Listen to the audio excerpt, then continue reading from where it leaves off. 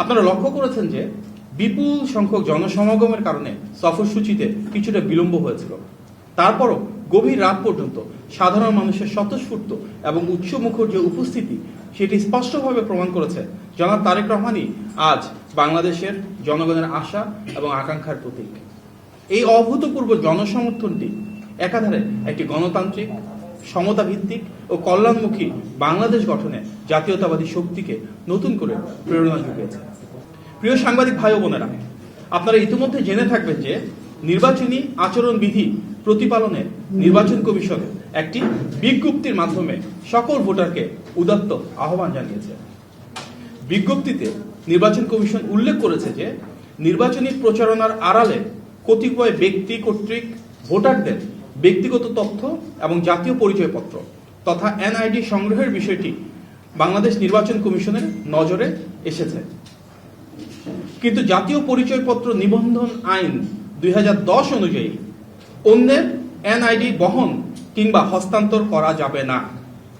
এছাড়া সংসদ নির্বাচনে রাজনৈতিক দল ও প্রার্থীর আচরণ বিধিমালা 2025-এর বিধি 4 অনুযায়ী কোনো রাজনৈতিক দল, প্রার্থী কিংবা তার পক্ষে অন্য কেউ নির্বাচনী এলাকায় বসবাসকারী ব্যক্তি, গোষ্ঠী বা প্রতিষ্ঠানে কোনো প্রকার চাঁদা, অনুদান বা উপহার প্রদান করতে বা প্রদানের প্রতিশ্রুতি দিতে পারবেন না।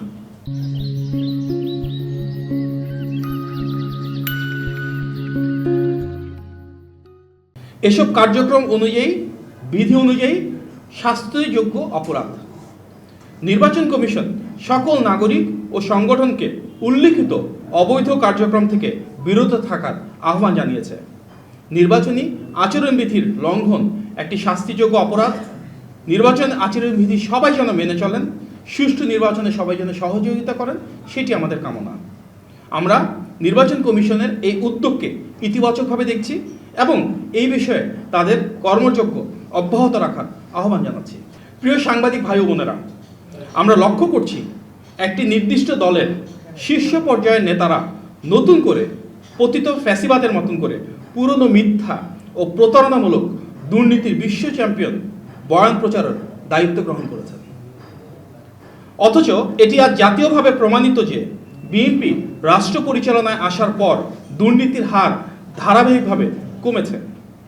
আপনারা নিশ্চয়ই জেনে থাকবেন যে 2001 সালের অক্টোবরে বিএনপি যখন সরকার গঠন করে তখন একটি আন্তর্জাতিক প্রতিষ্ঠানের সূচকে দুর্নীতিতে বাংলাদেশের স্কোর ছিল 0.4, যা 1996 থেকে 2001 সাল পর্যন্ত রাষ্ট্র ক্ষমতায় থাকা আওয়ামী লীগের দুর্নীতির প্রতিফলন। পরবর্তী সময়ে দুর্নীতির প্রতি বিএনপির জিরো টলারেন্স পলিসি এবং সুশাসনের ফলে ধারাবাহিকভাবে এবং ক্রমশ সেটি উন্নতির দিকে যেতে থাকে। এমনকি স্বাধীন দুর্নীতি দমন কমিশন পর্যন্ত গঠন করেছে। তাদের বিরুদ্ধে এটি একটি পরিকল্পিত অপপ্রচার। এখানে একটি বিষয় খুবই বিস্ময়কর যে 2001 থেকে 2006 সাল পর্যন্ত উক্ত দলটি নিজেই সরকারের অংশ ছিল। এখানে তাদের 2 জন মন্ত্রী ও বেশ কয়েকজন সংসদ সদস্যও ছিলেন। সরকারে থাকা অবস্থায় তখন এই বিষয়ে তাদের কোনো মন্তব্য শোনা যায়নি, কিন্তু বর্তমানে তারা নির্বাচনী মাঠে এসে ফ্যাসিবাদী প্রোপাগান্ডার সেই ধারাবাহিকতাকে ধরে রেখেছেন। আমরা এই ভূমিকাকে রাজনৈতিক দ্বিচারিতা হিসেবে দেখছি। উপরন্তু এটি আজ স্পষ্ট যে ভোট চাইতে গিয়ে সেই নির্দিষ্ট দলটি ধর্মীয় অনুভূতির অপব্যবহার, জান্নাতের প্রলোভন, কোরআন শরীফে শপথ করানো, এমনকি বিকাশ নম্বরে টাকা দেওয়ার বিভিন্ন প্রস্তাব দিয়ে বেড়াচ্ছে। ফলে যারা নিজেরাই টাকা দিয়ে ভোটারদের ভোট কেনার চেষ্টা করছে, আবার তারাই যখন দুর্নীতির গল্প শোনাচ্ছে, সেটি তাদের তথাকথিত সততাকেই প্রশ্নবিদ্ধ করছে। এছাড়া আজকে আমরা লক্ষ্য করেছি একটি নির্বাচনী জনসভায় সেই রাজনৈতিক দলটির আমির বগুড়ায় পাবলিক বিশ্ববিদ্যালয় স্থাপন এবং বগুড়া পৌরসভাকে সিটি কর্পোরেশনে উন্নীত করার ঘোষণা দিয়েছেন। বাস্তবতা হলো এই দুটি বিষয়ই ইতিমধ্যে রাষ্ট্রীয় পর্যায়ে অনুমোদিত এবং এই লক্ষ্যে প্রশাসনিক কার্যক্রম বহমান রয়েছে। সেই বিশ্ববিদ্যালয়ে উপাচার্য নিয়োগও সম্পন্ন হয়েছে।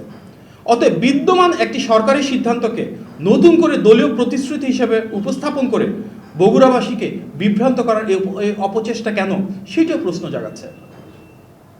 প্রিয় সাংবাদিক ভাই ও বোনেরা, কয়েকটি গণমাধ্যমে প্রকাশিত খবরে আমরা জানতে পেরেছি নওগাঁর সাপাহার উপজেলার একটি মসজিদের মুয়াজ্জিন জনাব আল আমিন চৌধুরীকে ধানের শীষের পক্ষে প্রচারণায় অংশ নেওয়ার কারণে একটি নির্দিষ্ট দলের নেতাকর্মীদের চাপে সেই চাকরি থেকে অব্যাহতি প্রদান করা হয়েছে। এটি নাগরিকের গণতান্ত্রিক অধিকার হরণের একটি বাজে দৃষ্টান্ত। আমরা এর তীব্র নিন্দা জানাই এবং প্রত্যেককে যার যার পেশা, যার যার ধর্ম, যার যার স্বাধীনতা সম্পূর্ণ যেন অক্ষুণ্ণ থাকে সেটি নিশ্চিতের জন্য অবিলম্বে তাকে পুনর্বহালের দাবি জানাচ্ছি। এছাড়া গণমাধ্যমে প্রকাশিত একটি ভিডিওতে সিলেটে একজন প্রার্থীর বক্তব্যে শোনা যাচ্ছে সেই রাজনৈতিক দলের প্রতিনিধিত্ব যিনি করেন যে নির্বাচিত হলে তাকে জিজ্ঞাসা না করে কারো বাড়িতে যেতে পারবে না পুলিশ। এটি নিঃসন্দেহে অসাংবিধানিক এবং প্রশাসনিক শৃঙ্খলার পরিপন্থী।